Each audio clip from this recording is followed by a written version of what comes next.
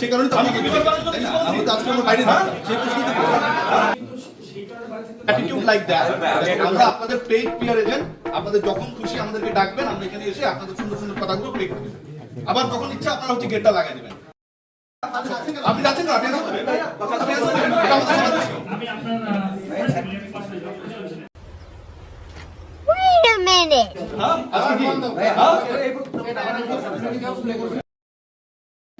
আপনারা কি আমাদের প্রশ্ন করা শেখাবেন?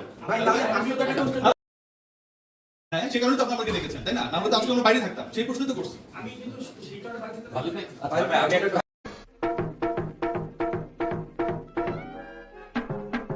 ডিভাইড করতে চাইলে ডিভাইড হবে না ভাইয়া, যে আমি এই কন্টেন্টও করব না, আমার দরকার নেই। আপনি কি মনে করেন আমাদেরকে যে এই কন্টেন্ট করে আমরা খাই? সবকিছুর একটা সীমা থাকা দরকার। রিয়াসাত আজিম আজকে যা করলো তা সত্যি লজ্জাজনক এবং বিব্রতকর। ক্রিকেটের উন্নয়নে যেমন আপনার বোর্ড পরিচালকদের অবদান রাখতে হবে, ঠিক তেমনিভাবে সাংবাদিকদের নিজেদের সাহসী মানসিকতা নিয়ে পোলাইট আলোচনা সমালোচনার মাধ্যমে ক্রিকেটের উন্নয়নে সাহায্য করতে হবে। কিন্তু আজকে যা ঘটলো তা শিক্ষিত সভ্য মানুষ দ্বারা কখনোই কাম্য নয়। রিয়াসাত আজিম শুধু আজকে নয়, বরাবরই নিজের প্রদত্ত ভুয়া নিউজ, সংবাদ প্রচারের ব্যঙ্গাত্মক ভাষা, অশালীন ভাষা ব্যবহারের কারণে সমালোচিত হয়। এই ধরনের নিউজ থাম্বনেলকে আপনি ভিউ ব্যবসা বলবেন না তো কি বলবেন? আর সে জিজ্ঞেস করলো তারা কি কন্টেন্ট বানিয়ে খায়? দেখুন 2023 সাল থেকে 2026 সাল, এখনও 3 বছর কিন্তু পূর্ণ হয়নি। তো এর মধ্যেই তার চ্যানেলে 1600+ ভিডিও আপলোড করা হয়েছে। তার যদি অন্য পেশাই থাকতো তাহলে এত ভিডিও আপলোড এত কম সময়ে কখনোই সম্ভব নয়।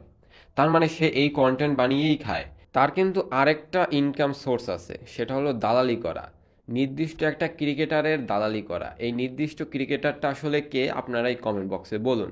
এই ক্রিকেটারকে নিয়ে কিছু বললেই রিয়াসাত আজিমের মাথায় আগুন জ্বলে যায়। যাবেই তো, কারণ ওই ক্রিকেটার যখন জাতীয় দলে ছিল তখন অনেক ভেতরের খবর তার মাধ্যমে জানতে পারতো রিয়াসাত আজিম। আর তা দিয়ে অগ্রিম কন্টেন্ট বানাতো এবং শুধু ভিউ আর ভিউ, মজাই মজা। তো একটু তো জ্বলবেই, এরাই আসলে ক্রিকেটকে ধ্বংস করতেছে। Hey everyone, don't forget to subscribe to my channel for more amazing content.